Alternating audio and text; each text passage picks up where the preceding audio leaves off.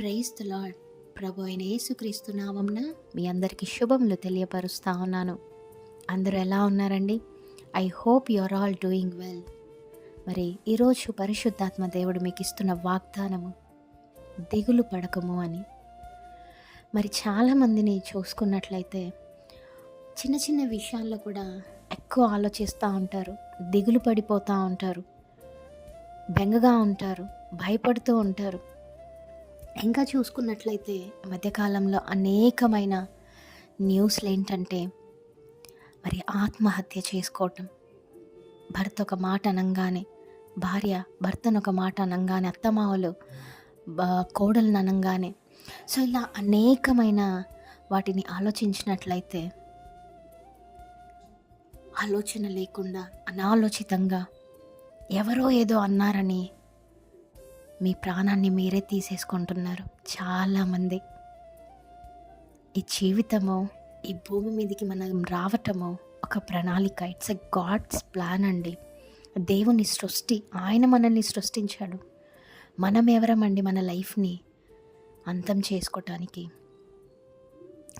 ఈ యొక్క వీడియో చూస్తున్న మీ అందరికీ చెప్తా ఉన్నాను, కష్టాలు నష్టాలు ప్రతి ఒక్కరికి వస్తూనే ఉంటాయి, పోతూనే ఉంటాయి. కష్టాలు ఎల్లకాలం కూడా ఉండవు. It's not a permanent.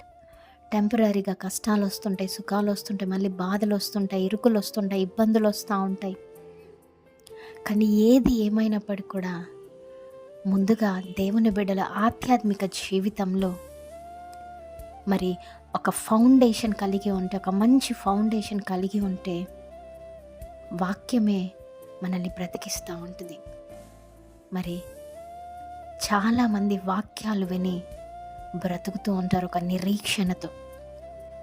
నీ వాక్యమే నన్ను బ్రతికిస్తూ ఉంది అనేసి లేఖనం సెలవిస్తూ ఉంది.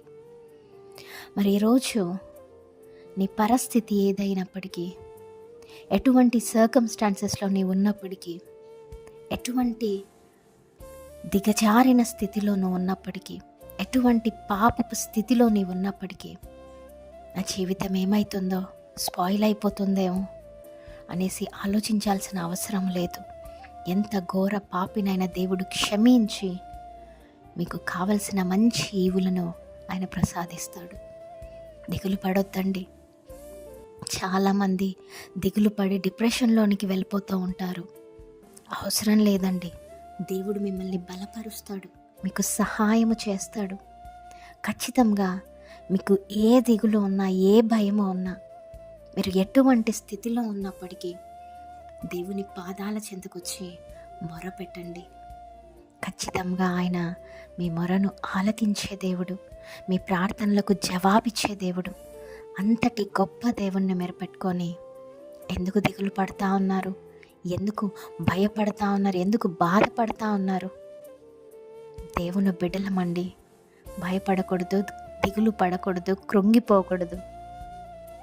దేవుని వాక్యంని బేస్ చేసుకొని బ్రతకాలి, నిరీక్షణతో బ్రతకాలి. ముందున్న రోజులు మంచే జరుగుతాయి. దేవుడు నన్ను ప్రతి దిగులు నుండి, ప్రతి ఫెయిల్యూర్స్ నుంచి విడుదలను దయచేస్తాడు, విజయాన్ని దయచేస్తాడు అనేసి నమ్మాలి, విశ్వసించాలి. Amen. Praise the lord. Have a great day.